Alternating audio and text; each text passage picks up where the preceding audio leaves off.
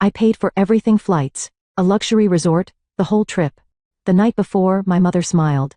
You'll stay home and watch your sister's kids, my sister smirked. You're better off behind the scenes anyway.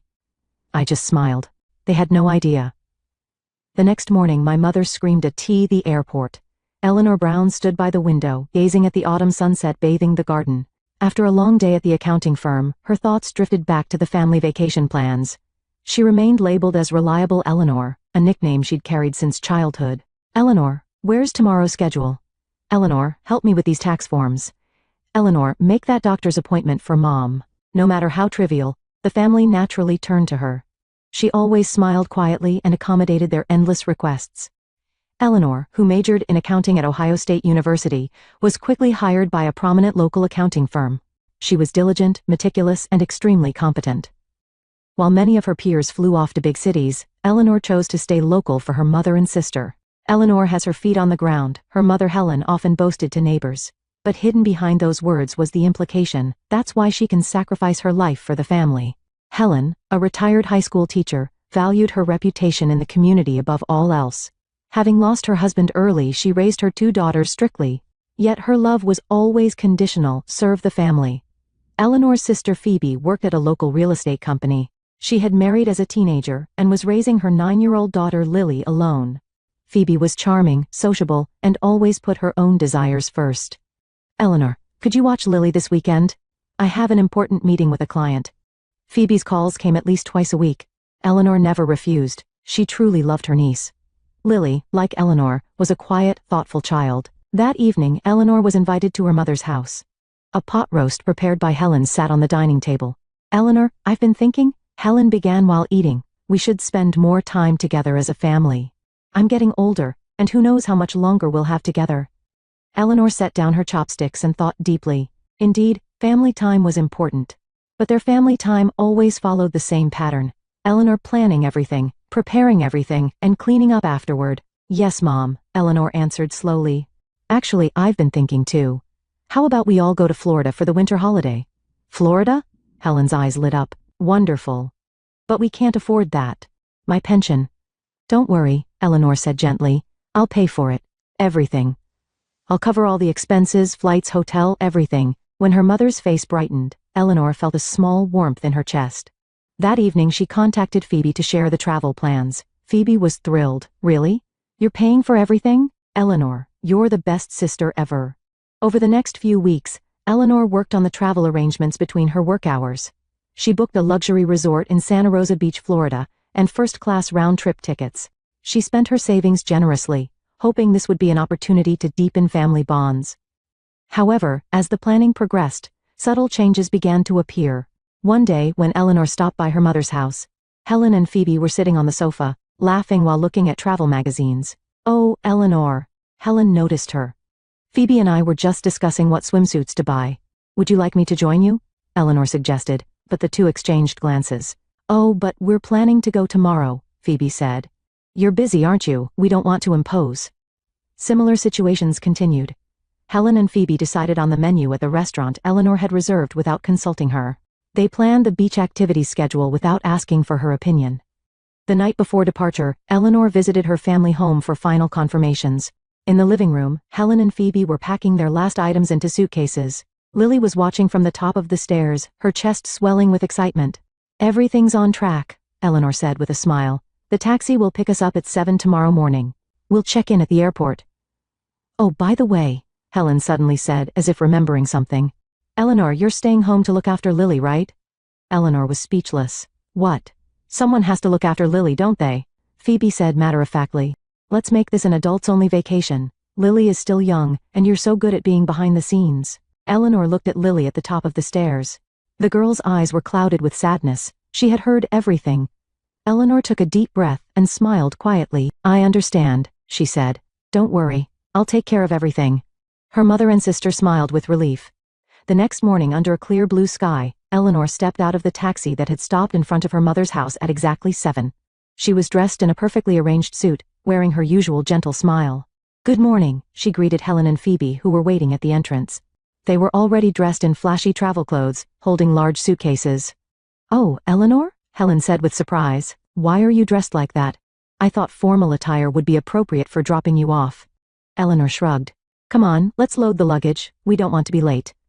Helen and Phoebe nodded with relief and got into the taxi. Eleanor quietly said something to the driver, then slid into the back seat. Did Lily go to school? Phoebe asked. Don't worry, I've taken care of everything. Eleanor smiled. During the journey, Helen and Phoebe excitedly discussed their travel plans. The tropical sun, white sandy beaches, and a luxury spa. Helen sighed. Thank you, Eleanor. You're such a good daughter. Eleanor just nodded silently. As the taxi approached the airport, a mix of emotions swirled inside her. Anger, sadness, and a strange sense of liberation. Feelings she had suppressed for years were finally surfacing. Please drop us here, Eleanor told the driver, and the taxi stopped in front of the departure lobby. She helped unload Helen and Phoebe's luggage and began walking with them to see them off. I'll buy you souvenirs, Helen said. Is there anything you want? No, nothing, Eleanor answered quietly. Have a good time, both of you. She watched them pass through the automatic doors and head toward the check-in counter.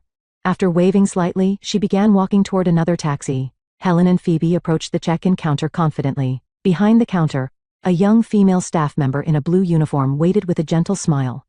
Good morning, the staff greeted. May I have your boarding details? Brown and Watson, Helen said proudly. We're flying to Florida. The staff checked their IDs and began typing on the computer keyboard. However, Helen started to feel uneasy as she watched the staff's expression become increasingly confused. Is there a problem? I'm sorry, the staff answered carefully, choosing her words. I can't seem to find your reservation. What? Helen's voice rose. That's impossible. Helen Brown and Phoebe Watson, my daughter paid for everything. The staff typed on the keyboard again and peered at the screen. It appears that a reservation under your names did exist. She continued, carefully choosing her words. But it seems to have been cancelled last night. Cancelled? Phoebe interrupted. That's ridiculous. My sister made the reservation. Let me check again, the staff continued searching. Brown found it. There are reservations under the names Eleanor Brown and Lily Watson on the same flight. First-class reservations. What? Helen's scream echoed through the airport lobby, loud enough to make surrounding travelers turn around. There must be some mistake. Phoebe persisted. Lily Watson is my daughter, but she's not here right now. She should be at school. The staff checked another screen and looked even more perplexed. I'm sorry, but Miss Brown and Miss Watson have already completed their check-in at another gate. Check-in? Helen repeated with disbelief. She took out her smartphone with shaking hands and dialed Eleanor's number. But the call was only forwarded to voicemail. Eleanor, what are you doing? Call me back immediately, Helen yelled at the voicemail. Phoebe was also trying to contact Lily's school on her phone. Teacher, is Lily Watson at school today? She's not? What do you mean? She wasn't supposed to be absent. Helen approached the counter staff again. This is fraud. We'll report this to the police. Please calm down, the staff responded coolly. I have a message for you from Miss Brown. The staff took out a small envelope and handed it to Helen. With trembling hands, Helen opened the envelope and took out the note inside. It was written in Eleanor's neat handwriting. Sorry for always taking advantage of me. This time, Lily and I will enjoy ourselves. The color drained from Helen's face. She handed the note to Phoebe. When Phoebe finished reading it, tears were welling in her eyes. My daughter, with Eleanor. She was at a loss for words. Just then, an airport announcement echoed. This is the final boarding call for Flight 505 to Florida. All passengers who have not yet boarded, please come to Gate 23 immediately. Helen collapsed to the floor as if her knees had given way, covering her face with her hands. A long, painful cry escaped her lips. As people around them turned with concern, Phoebe placed a hand on her mother's shoulder. She herself was dazed and trembling with shock. How could this happen? Helen mumbled. That Eleanor would do something like this. Under the bright lights streaming from the airport ceiling, the two women were beginning to understand what they had done. It feels like we're flying above the clouds. Lily's excited voice pleasantly broke the stillness of the first-class cabin. In her spacious window seat, the little girl was mesmerized by the sea of clouds. Eleanor smiled and gently stroked her niece's black hair. Yes, it's just like heaven, isn't it? That meant more than a metaphor. For Eleanor, this moment was liberation from years of family pressure. For the first time in her life, she was spending her money for herself, and for someone she truly loved. A flight attendant brought a tray with warm croissants and orange juice. How are you feeling? She smiled at Lily. Fantastic, Lily happily replied. But her expression clouded slightly. Won't Mom and Grandma be angry that we came without them? Eleanor took a deep breath and looked directly into her niece's eyes. Lily, Sometimes adults need to step back and think, your mom and grandma forgot that I'm just as important as you are. But isn't this like punishment? Eleanor smiled. Lily always saw through things beyond her years. It's more of a lesson than a punishment. A lesson about valuing people who are important to you, Eleanor explained gently. Don't worry, we'll have a wonderful time and bring back nice souvenirs. Lily thought for a moment and then nodded. Mom always says, Aunt Eleanor is so understanding. But that's not really a good thing, is it? A small pain shot through Eleanor's chest. Even a 9-year-old could understand what her own mother and sister couldn't. Being understanding is wonderful, but when it's taken for granted, it stops being love, she said quietly. The plane began its descent into Florida's blue sky. The view from the window was of emerald green sea, white sandy beaches and lush palm trees. Lily's eyes shone with excitement. Look. The ocean. A real ocean. Eleanor made a silent promise to herself. A promise to make this a special trip for this child. Hours later, Eleanor and Lily had checked into the luxury resort they had reserved. Welcome, Miss Brown and Miss Watson. The front desk staff warmly greeted them. We've prepared an ocean view suite for you. As soon as they entered the room, Lily ran out to the large balcony. Auntie, look, you can see the ocean. Her voice was filled with pure joy. Eleanor set down the suitcases and took a slow, deep breath. Her face showed a genuinely relaxed expression for the first time in a long while. She felt the tension release from her shoulders, and her usual stress melt away. After we unpack, shall we go to the beach? Eleanor suggested, and Lily jumped with joy. An hour later, they were stepping onto the white sandy beach. Lily shouted with delight at her first touch of ocean waves. She ran into the waves without hesitation, and Eleanor followed. The salt water touched their skin, bringing a pleasant sense of liberation. Auntie, over here. Lily waved from among the waves. Eleanor swam toward her niece, laughing. Surrendering to the waves and feeling the sun's warmth, she thought, when was the last time I laughed this freely? You look so beautiful when you laugh, Auntie, Lily suddenly said while playing in the waves. You always have a serious face when you're with Mom, but today you've been smiling all day. Eleanor's chest warmed. She pulled her niece close and kissed her wet hair. Being with you naturally makes me smile. That evening they were dining at the resort's restaurant. Eleanor had specially reserved an ocean view table for Lily. As the sunset painted the sea golden, Lily's eyes sparkled as she tasted a shrimp cocktail for the first time. Auntie? Lily asked with a serious expression. Why didn't Mom and Grandma come with you? Eleanor set down her wine glass and carefully chose her words. They wanted me to stay home. But I wanted to travel with you. But I was supposed to be in school. Yes. That's why I specially asked your teacher for permission as an educational trip. Eleanor smiled. Tomorrow we're going to the aquarium to learn about marine creatures. Lily's face brightened. Really? Can we see dolphins too? Of course. And we'll go shopping too. We need to choose souvenirs for Mom and Grandma. Lily pondered for a moment. Do you think they miss us? Eleanor nodded quietly. I'm sure they do. But that's an important lesson too. Meanwhile, back in Ohio, Helen and Phoebe were standing in front of Eleanor's apartment. Having come directly from the airport by taxi, they were still in their flashy travel clothes. She won't be here, Phoebe sighed. She's in Florida with my daughter right now. Helen irritably pushed the doorbell, but there might be some clue. To understand why she choked on her words. She wanted to say a betrayal, but the words seemed to bounce back at her. As expected, there was no response. They convinced the apartment manager to open the door for them, claiming it was an emergency. Stepping into Eleanor's apartment, they were enveloped in silence. The neatly arranged room bore Eleanor's presence strongly. Simple, functional furniture, softly colored walls, and numerous books on the shelves. Phoebe's eyes were drawn to a photo frame in the living room. It displayed pictures of her daughter Lily. Lily playing soccer, Lily at a birthday party, and Lily with Eleanor at the aquarium. She realized for the first time, she had been absent from many of these moments. She really loves Lily, Phoebe said in a small voice. Helen silently walked to the back of the apartment. She opened the door to Eleanor's study and stopped there. An entire wall was carefully decorated with Lily's drawings and crafts, birthday cards, Christmas cards, and handmade gifts labeled to Aunt Eleanor. Oh my. Helen's voice trembled. Phoebe followed her mother into the study. Her eyes caught an open ledger on the desk. There was an entry for Lily's college fund with evidence of monthly contributions. Seeing the amount, Phoebe gasped. It far exceeded her monthly income. She's been saving for Lily? Phoebe's voice was shaking. And I didn't even think about my own daughter's future. Helen sat down in a chair, covering her face with trembling hands. What have we been doing? Mom.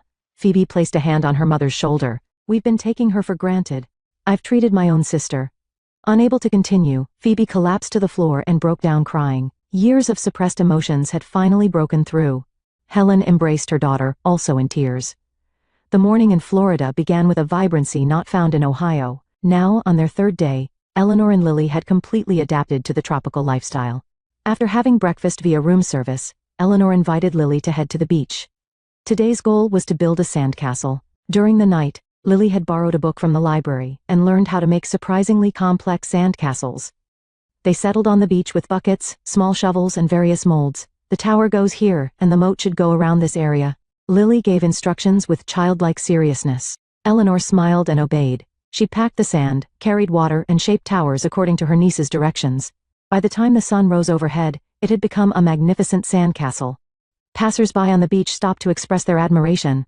"That's amazing." Eleanor wiped the sweat from her forehead with her sandy hands. "You could become an architect." Lily laughed proudly. Then suddenly, as if having just thought of it, she said, "Shall we choose souvenirs for Mom and Grandma today?" Eleanor was a bit surprised. "Yes, of course. Do you have something in mind?" Lily sat on the sand, stretching her small feet toward the shoreline. "I want to draw pictures for Mom, and for Grandma too." "That's lovely." Eleanor sat next to her niece. "What kind of pictures?" "Of all of us. Mom, Grandma, you and me." Everyone smiling, Lily answered with a serious expression. "Because we're family." A warmth spread through Eleanor's chest. In any situation, Lily valued family bonds. It reminded Eleanor of something she herself had almost forgotten. "And I'll write letters too," Lily continued. "Will you help me?" "Of course," Eleanor answered gently.